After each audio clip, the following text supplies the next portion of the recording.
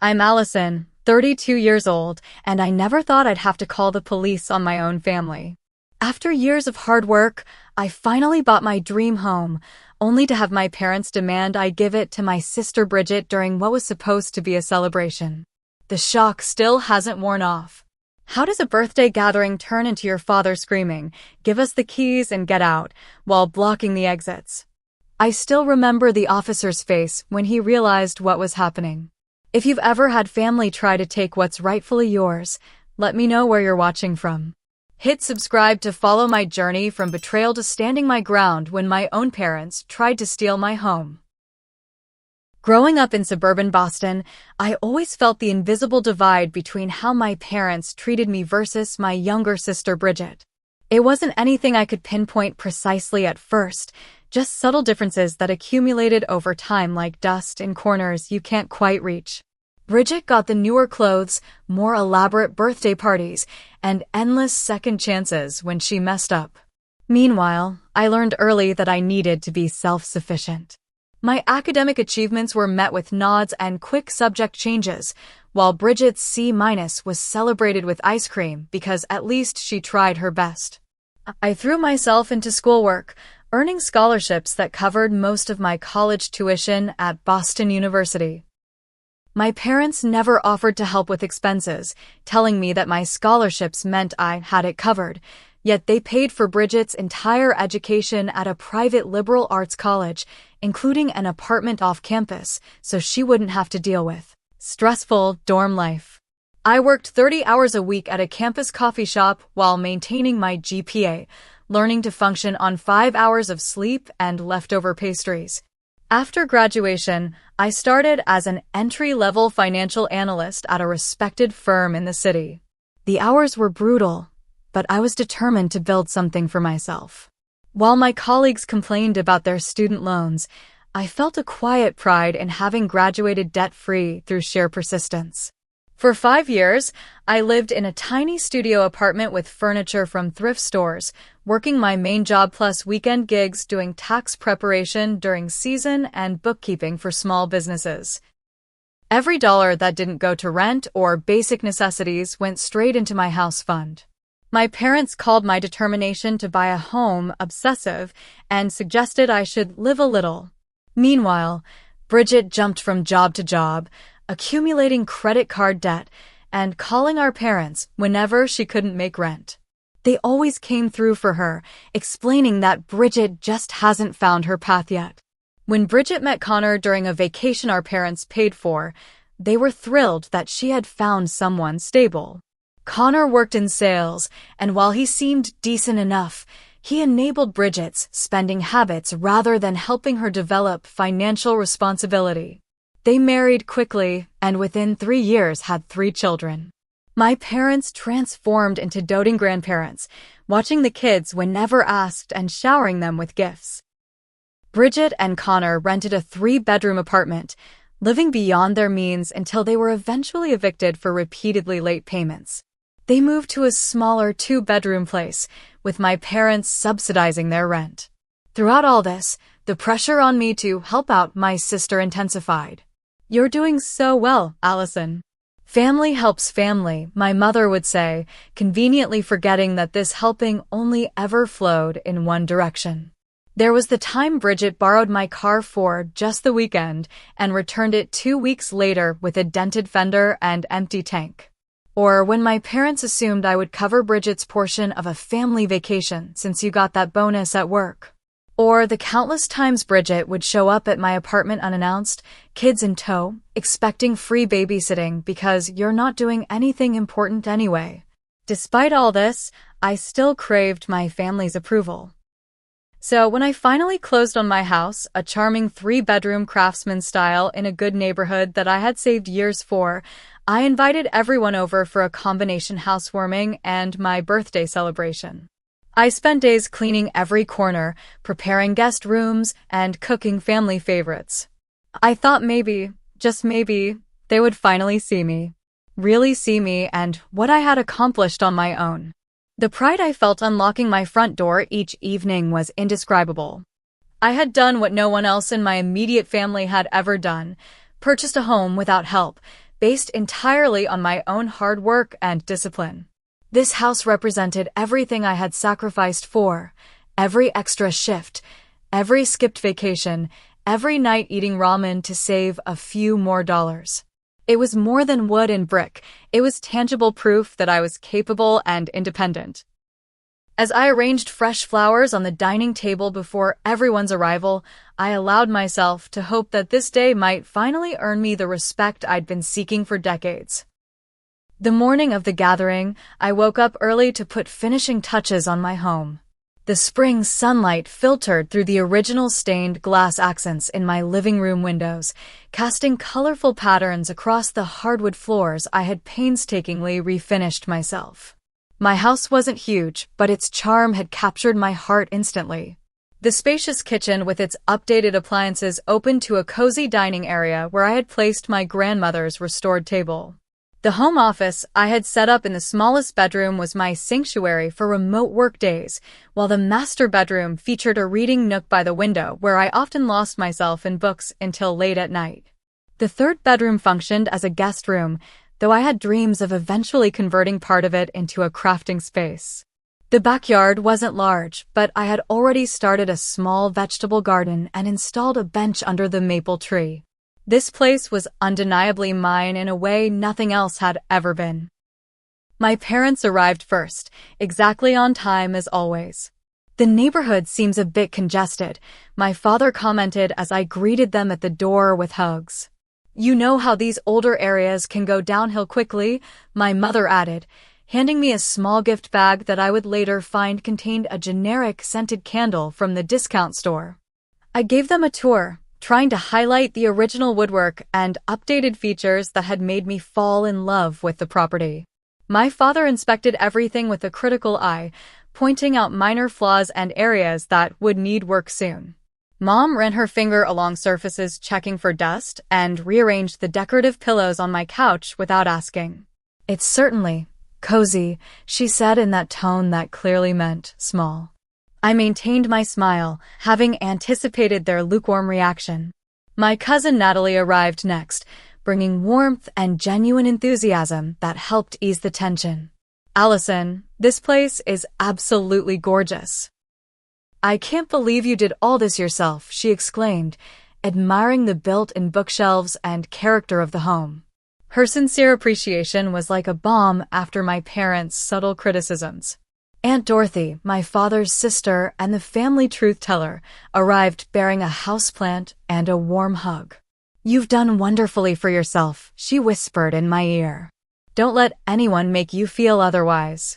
She pulled back, holding my gaze meaningfully. "I've heard some concerning conversations lately, but we can talk about that another time.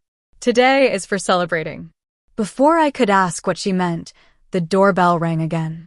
I spent the next hour in the kitchen, preparing the special lasagna recipe passed down from my Italian grandmother, along with fresh salad and garlic bread.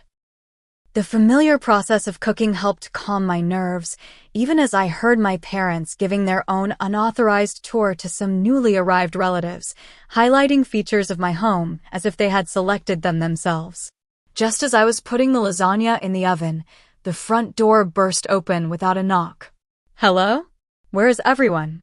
Bridget's voice carried through the house, followed immediately by the sound of running feet and squealing children. "Kids, don't run in Auntie Allison's house," she called half-heartedly, making no actual attempt to stop them. I wiped my hands and went to greet them, plastering on a smile. Bridget stood in my entryway, looking around with an appraising eye, designer purse hanging from her arm despite her financial struggles. Connor hung back, nodding awkwardly at me while shooting glances around the foyer and living room. "So this is what financial analysts can afford these days," Bridget said with a laugh that didn't reach her eyes. "Must be nice having all this space just for yourself." She gestured vaguely toward the staircase, where I could hear her children thundering up and down despite my earlier child-proofing efforts. "The kids are just exploring," she added, seeing my expression. "They need room to run around. Our apartment is so cramped these days." My parents appeared, faces lighting up at the sight of their grandchildren. There are our little angels. Mom cooed, completely ignoring the fact that the youngest was currently using a crayon on my wallpaper. Let them explore everywhere, Dad encouraged. Auntie Allison has so many interesting things in her big house. Throughout the afternoon, I noticed Connor wandering through different rooms, opening closets, and even checking out the storage spaces. At one point, I passed the guest bathroom and overheard him on his phone. Yeah, it's perfect. 3 bedrooms, finished basement, good neighborhood for the schools. The commute would actually be shorter for me. He quickly ended the call when he realized I was nearby. During dinner preparations, I asked Bridget to keep her children out of my home office, where I had important work documents, only to have her roll her eyes. They're just playing, Allison. Don't be so uptight. It's not like you have actual kids to worry about.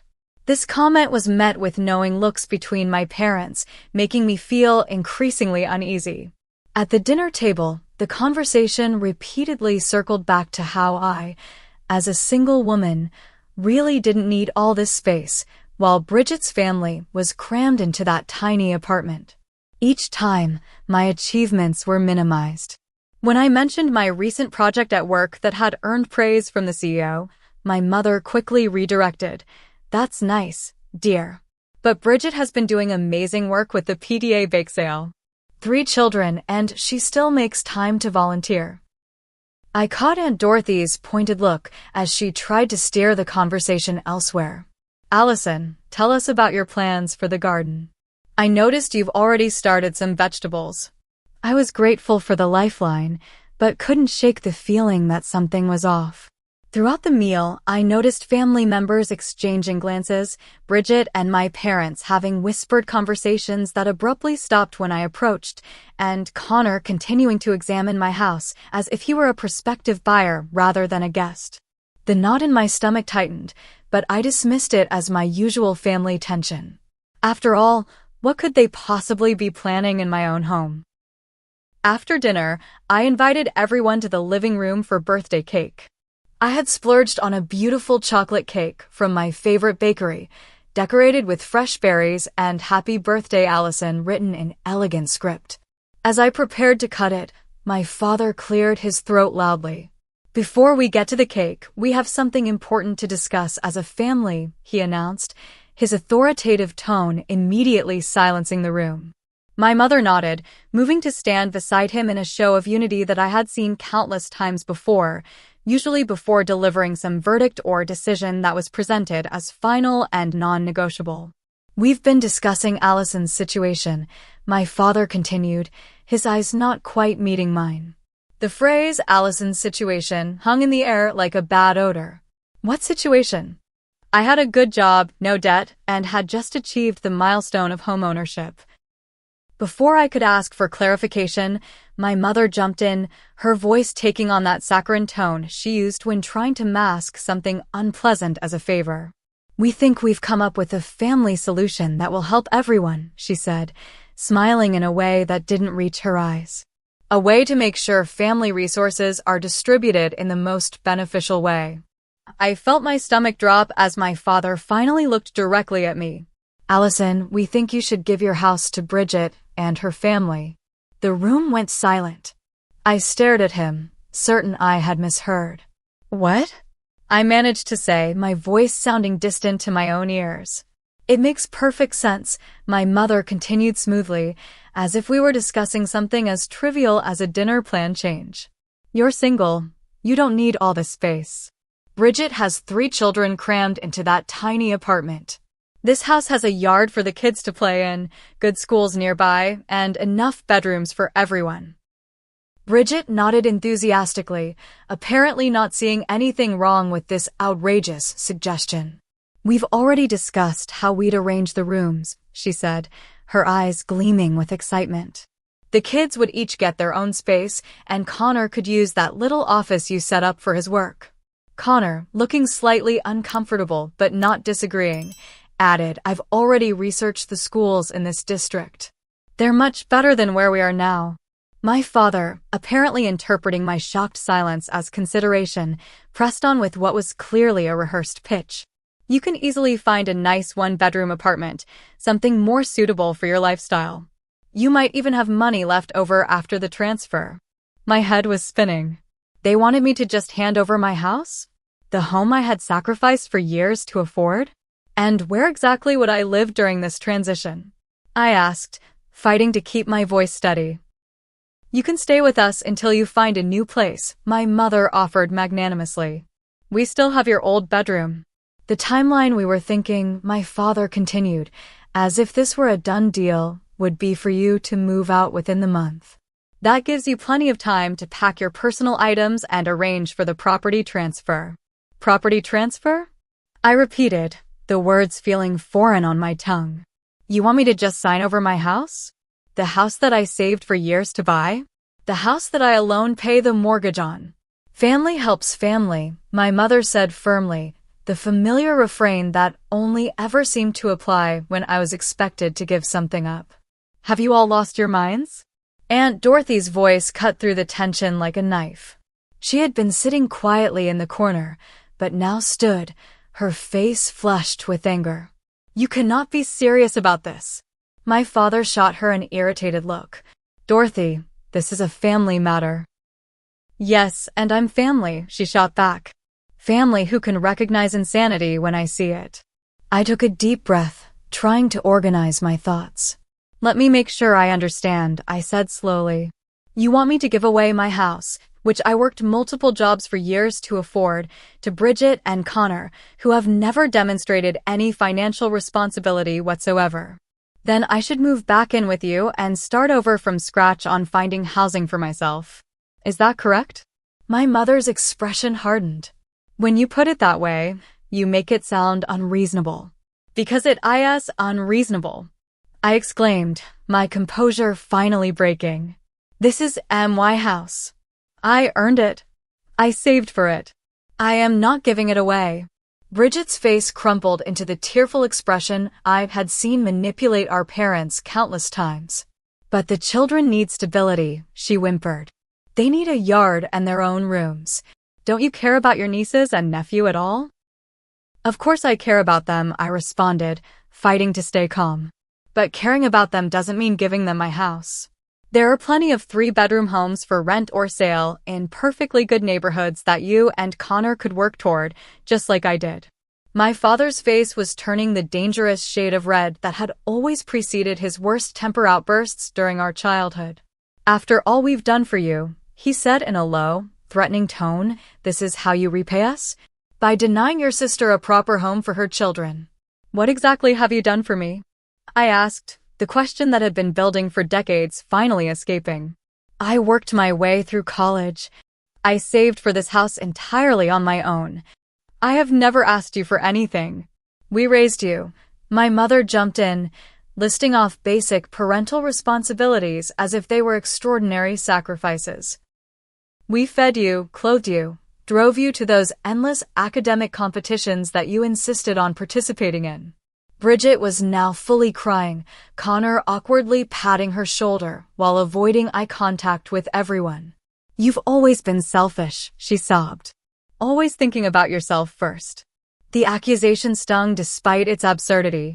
Throughout the room, I could see family members shifting uncomfortably, some avoiding my gaze while others watched the unfolding drama with undisguised interest. Only Aunt Dorothy and Natalie looked openly supportive of me, while everyone else seemed to be waiting to see if I would cave to the pressure as I always had before. I'm not giving you my house, I stated firmly, looking directly at my sister. I'm sorry about your housing situation, but this isn't the solution. My father stood up then, using his height to try to intimidate me as he had throughout my childhood. Either you agree to sign over this house, he said, pointing his finger inches from my face, or you're no longer part of this family. Are you seriously threatening to disown me because I won't give away my house? I asked, struggling to process the sheer audacity of the demand. My father's face contorted with rage, a familiar sight from my childhood that still made my stomach clench. This isn't about the house anymore, he spat. This is about your character. Your sister has given us 3 beautiful grandchildren. What have you contributed to this family besides criticism and judgment? Every achievement I'd ever accomplished seemed to evaporate in the heat of his dismissal. "I worked 3 jobs to put myself through college," I said, my voice shaking. "I saved for years while living in an apartment the size of your master bathroom to afford this house. How is that not worthy of respect?" My mother stepped forward, her expression a practiced blend of disappointment and martyrdom. "Oh, Allison, always so dramatic about your so-called sacrifices. You got that promotion 2 years ago purely by luck. Your boss felt sorry for you.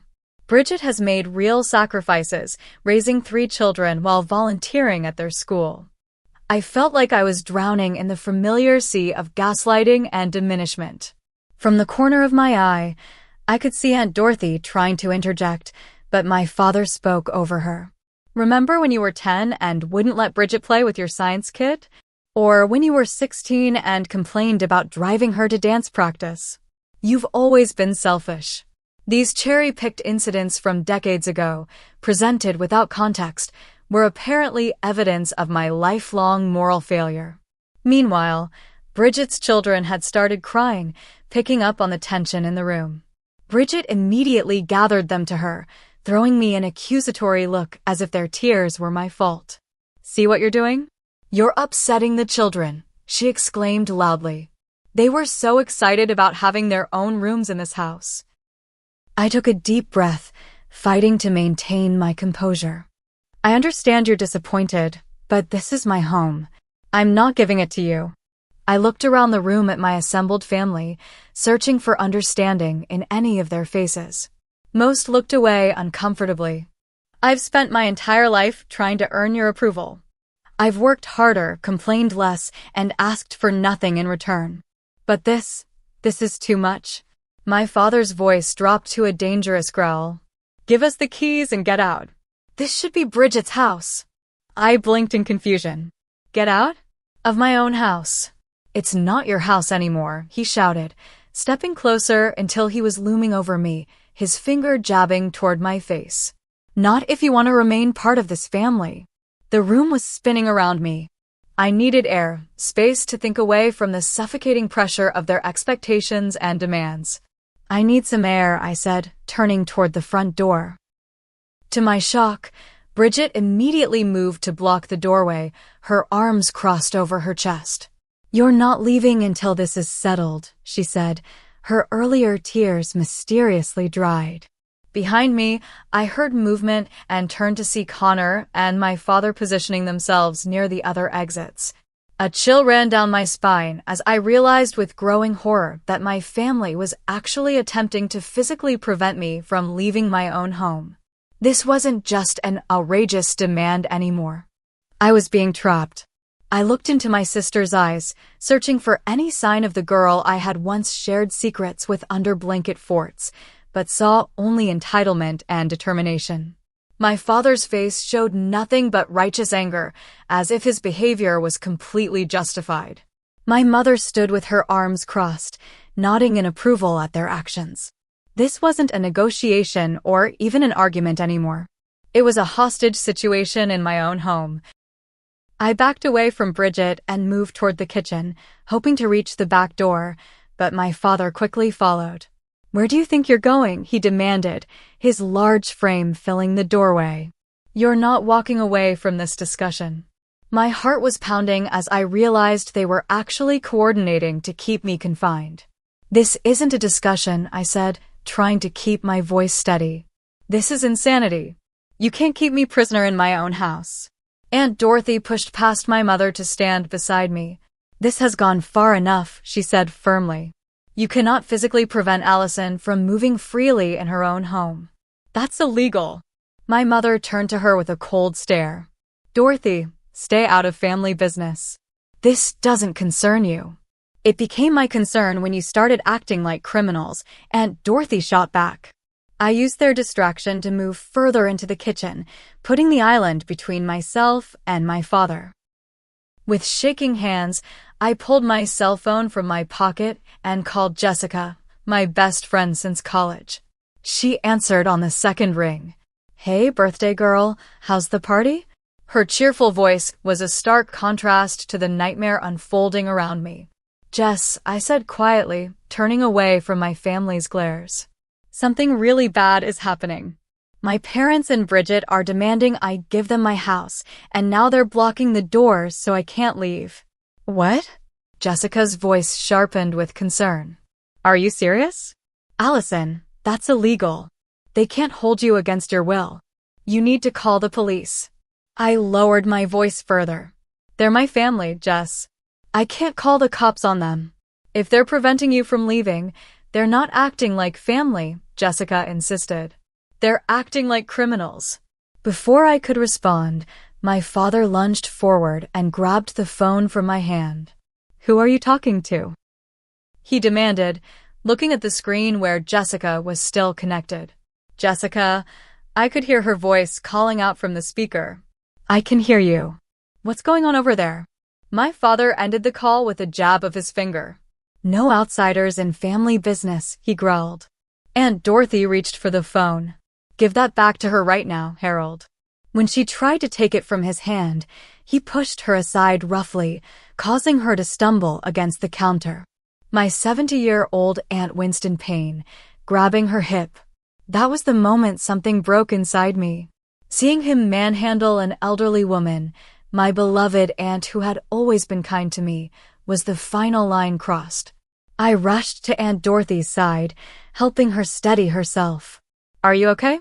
I asked, glaring at my father. "I'm fine," she assured me, though her face was pale. "But this has gone far enough." I nodded, a cold clarity replacing my earlier confusion and hurt.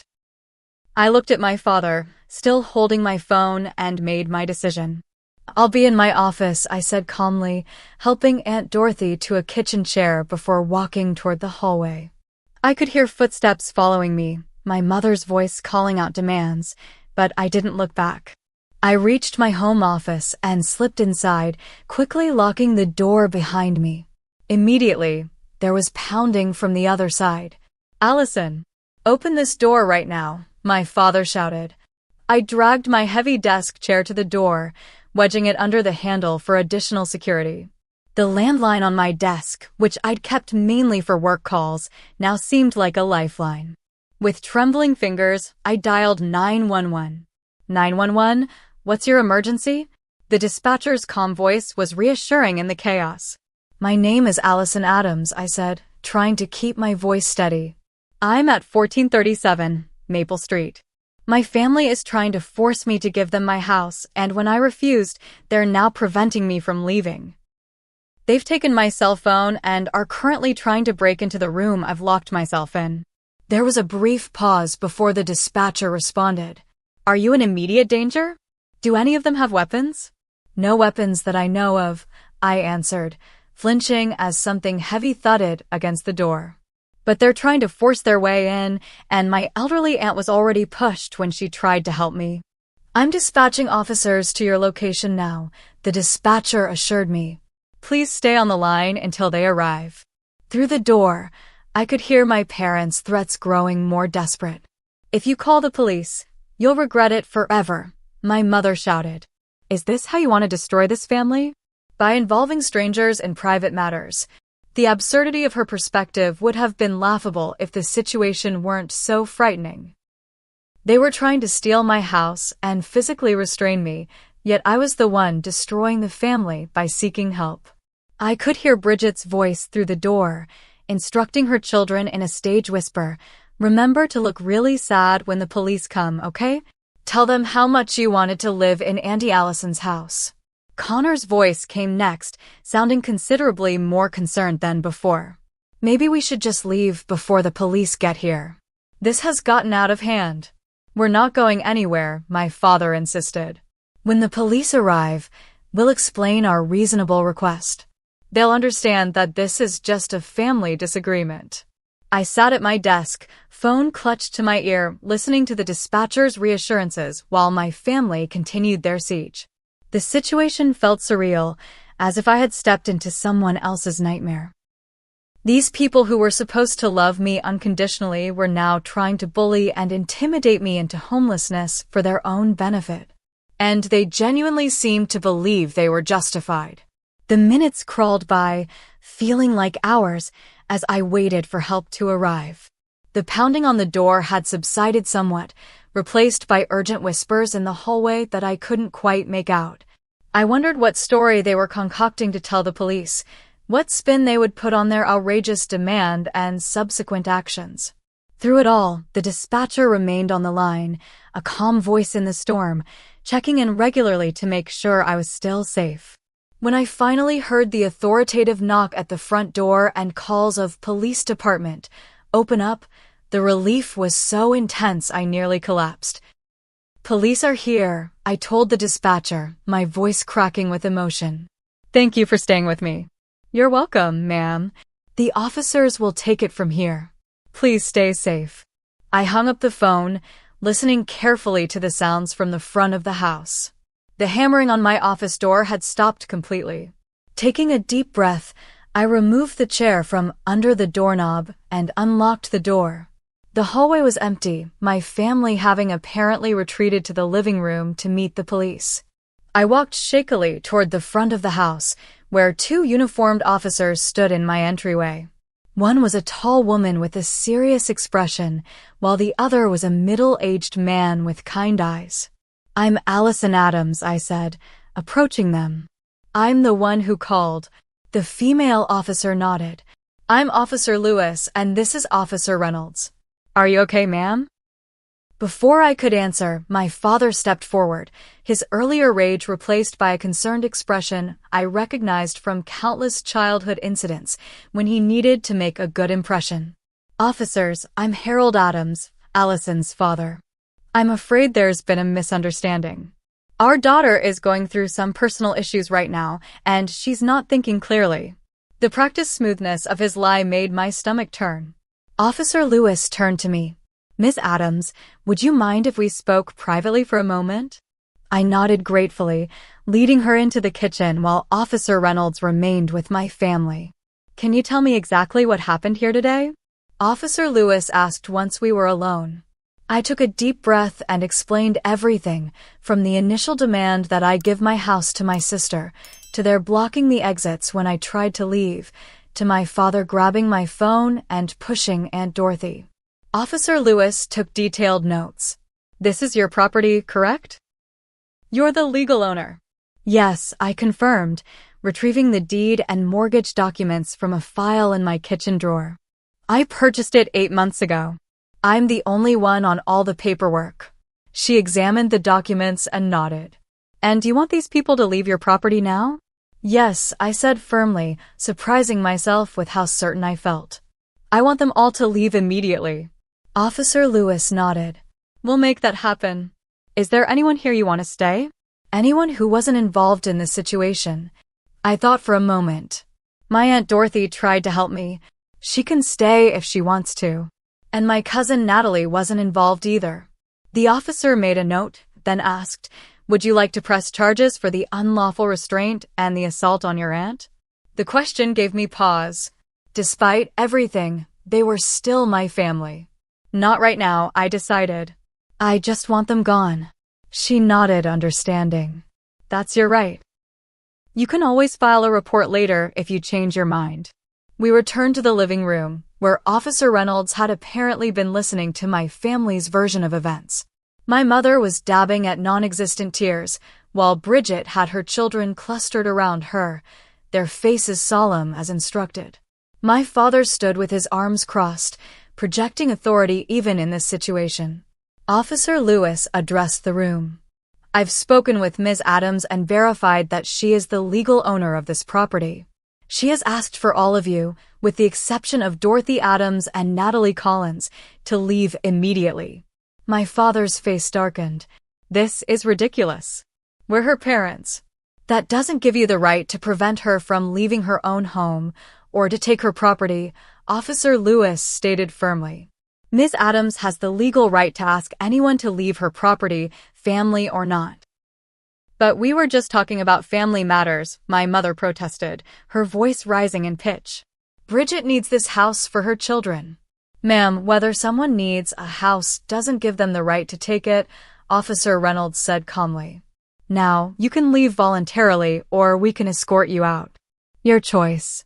My father looked at me, his expression a mixture of rage and disbelief. "This isn't over," he said in a low voice. "Family takes care of family. You've shown your true colors today." My mother's face crumpled in what I recognized as her practiced disappointment expression. "I can't believe you do this to your own blood," she said tearfully. "After everything we've done for you." I said nothing, standing my ground as Officer Lewis positioned herself slightly between us. Bridget gathered her children and diaper bag, shooting me a venomous look. "Come on, kids. Apparently, Auntie Allison doesn't want us in her big house. We'll go back to our tiny apartment." "Ma'am," Officer Reynolds said firmly to Bridget, "please don't make this more difficult than it needs to be." Connor, looking deeply uncomfortable, placed his hand on Bridget's back and guided her toward the door. "Let's just go," he muttered. "This has gone too far." One by one, they filed out, some family members looking ashamed, others angry, a few simply confused by the dramatic turn of events. The officers remained until every unwanted person had left the property and driven away. Officer Lewis handed me her card with a case number written on the back. "If any of them return and refuse to leave, or if you feel threatened in any way, call us immediately. You might want to consider a restraining order, especially given the threats that were made." I thanked them both profusely, standing in the doorway as they returned to their patrol car. Only when they had driven away did I close and lock the door, then slide down against it to sit on the floor, my legs no longer able to support me. Aunt Dorothy sat beside me, her warm hand covering mine. "You did the right thing," she said quietly. "I know it doesn't feel like it right now, but you did." The tears I had been holding back finally broke free, and I sobbed into my hands, the full weight of what had happened crashing down on me. My own family had tried to take my home, had physically prevented me from leaving, had shown a breathtaking level of entitlement and disregard for my autonomy. And now, despite being the victim, I felt the crushing guilt they had spent decades instilling in me. The days following the incident were a blur of emotions and practical concerns. My phone buzzed constantly with texts and calls from family members, some expressing shock at my parents' behavior, others trying to convince me to be reasonable and reconsider giving my house to Bridget. Several relatives I had always considered close suddenly revealed their true feelings, suggesting that as a single woman, I didn't need a 3-bedroom house as much as my sister's family. Bridget posted vague but pointed comments on social media about selfish sisters and how hard it was to raise children in inadequate housing, garnering sympathy from people who didn't know the whole story. To my surprise, Connor texted me privately, apologizing for his role in the situation. "I felt uncomfortable with the plan from the start," he wrote, "but Bridget and your parents were so convinced it would work. I'm sorry I didn't speak up sooner." I didn't respond, not ready to engage with any of them yet. Sleep became elusive, my own home no longer feeling like the safe haven it once was. Every creak and sound outside had me jumping, afraid my parents or Bridget might return to continue their campaign. After the second night of barely sleeping, I called a security company and had cameras and a new alarm system installed. My friends Jessica and Rachel took turns staying with me for the first week, providing both protection and emotional support. Aunt Dorothy called daily, checking in and offering updates on family dynamics without pressuring me to reconcile. 2 weeks after the incident, at Jessica's urging, I made an appointment with a therapist who specialized in family trauma. Sitting in Dr. Marshall's office, recounting the events of that day and the lifetime of similar but less extreme incidents that preceded it, I began to recognize the patterns of manipulation and favoritism that had shaped my family relationships. "What you're describing," Dr. Marshall said gently, "sounds like a lifetime of being treated as less deserving, less important than your sister. That takes a toll on a person's sense of worth." I nodded, tears streaming down my face. The worst part is, even knowing how wrong they were, part of me still feels guilty for calling the police. for not just giving them what they wanted to keep the peace. That's what they programmed you to do, she replied. But you're beginning to recognize that programming now. That's the first step toward changing it. 2 weeks after the police intervention, Jessica accompanied me to a consultation with an attorney specializing in family law. I brought a detailed timeline of events, screenshots of threatening messages I'd received, and contact information for witnesses. Based on what you've described, Attorney Carlson said, after reviewing my documentation, you have strong grounds for a temporary restraining order against your parents and sister. Their behavior crossed well beyond normal family disagreement into coercion and false imprisonment. The legal terminology made the situation even more surreal. False imprisonment.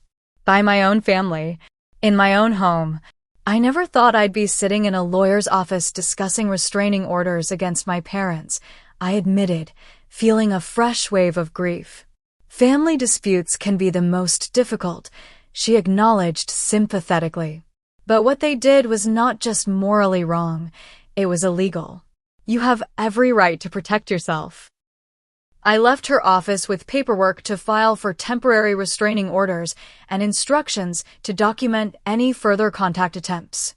The process of legally severing ties with my own family was heartbreaking, yet also strangely liberating.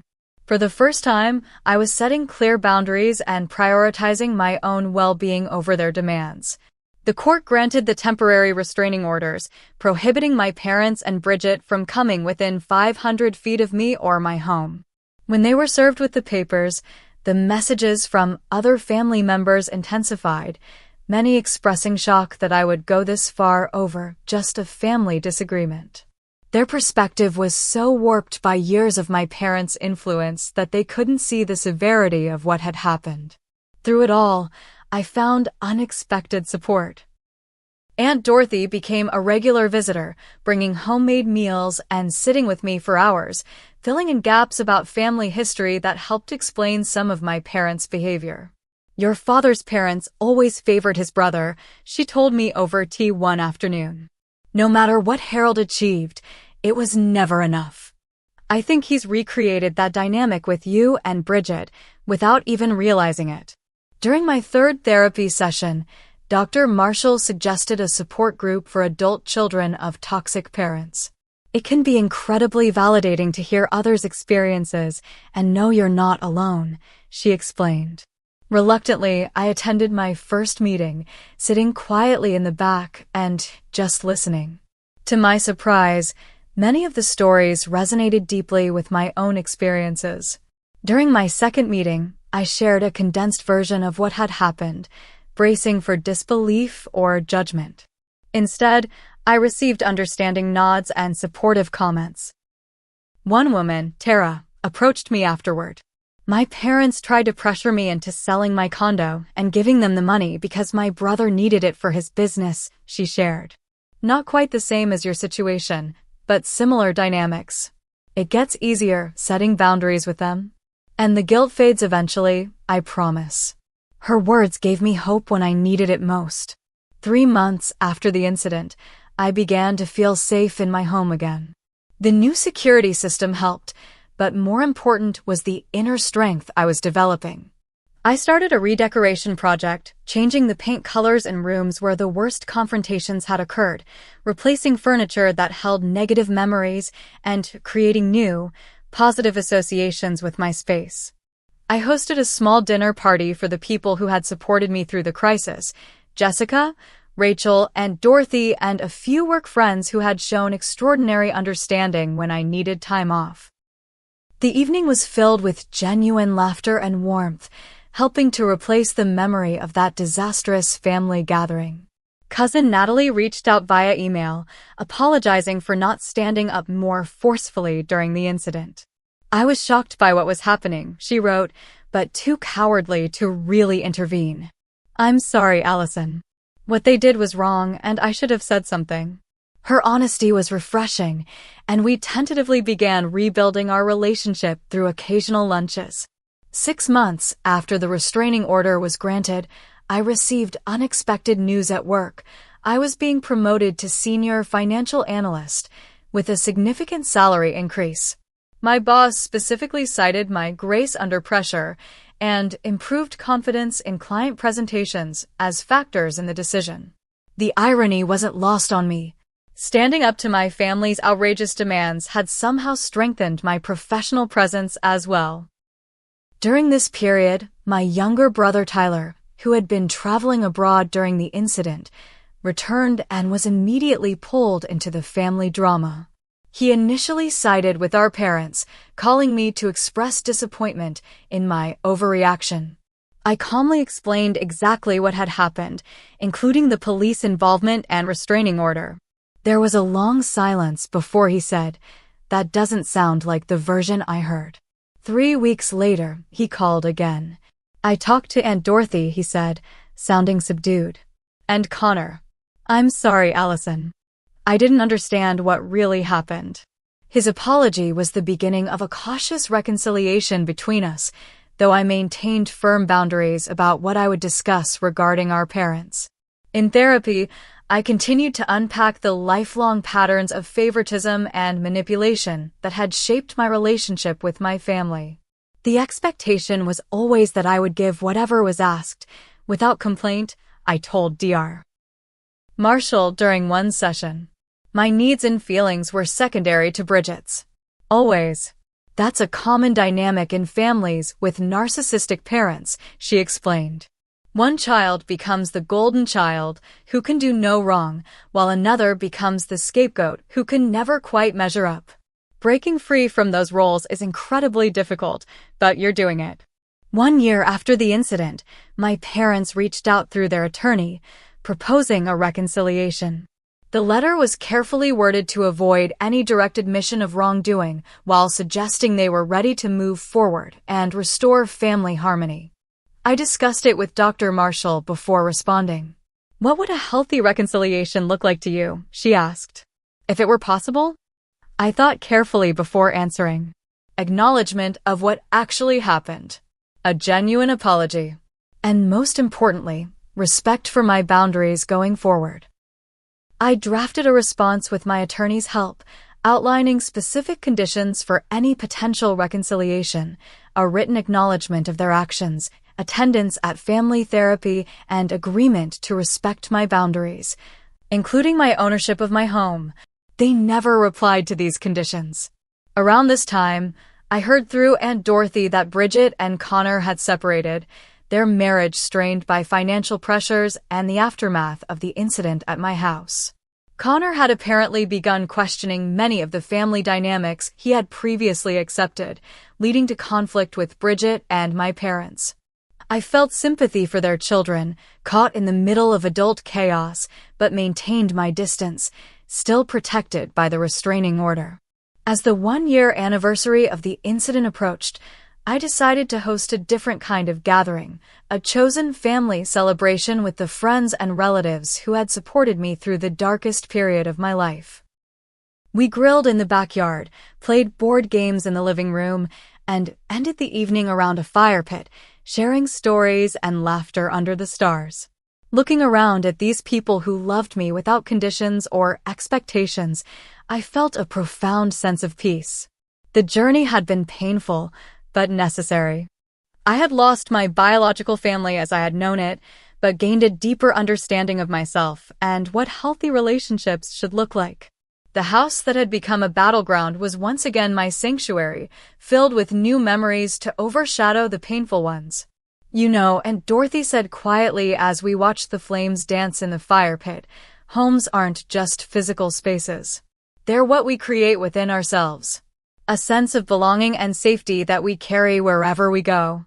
I nodded, understanding the deeper truth in her words. Through this ordeal, I had built something more valuable than a house, an unshakable sense of self-worth that no one could take away. The house was important, a symbol of my hard work and independence, but the real home I had created was the peace within myself, the knowledge that I deserved respect and had the strength to demand it. Have you ever had to stand up to family members who felt entitled to what was rightfully yours? I'd love to hear your stories in the comments below. This journey taught me that sometimes the hardest boundaries to set are with the people who should love us most unconditionally. If this story resonated with you, please hit the like button and subscribe to my channel for more real-life experiences about finding strength in difficult situations. Share this video with someone who might need to hear that it's okay to protect what's yours, even from family. Thank you for being part of my healing journey, and remember, you deserve to feel safe and respected, especially in your own home.